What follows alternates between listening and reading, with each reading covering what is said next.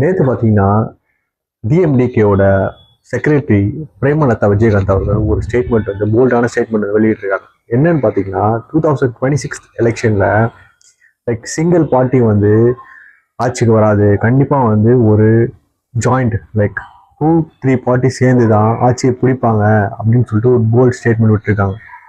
எதுக்காக அந்த ஸ்டேட்மெண்ட் விட்டுருக்காங்கன்னு பார்த்தீங்கன்னா எல்லாருக்குமே தெரியும், ஒரு 2 decades to 3 decades DMK and AIADMK தான் ஃபுல்லாகவே டாமினேட் பண்ணிட்டு வராங்க.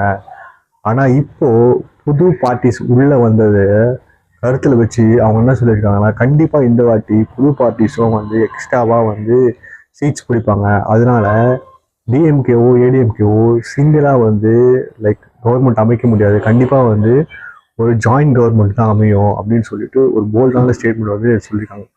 ஸோ இதை பற்றி உங்களோட ஒப்பீனியன் என்ன?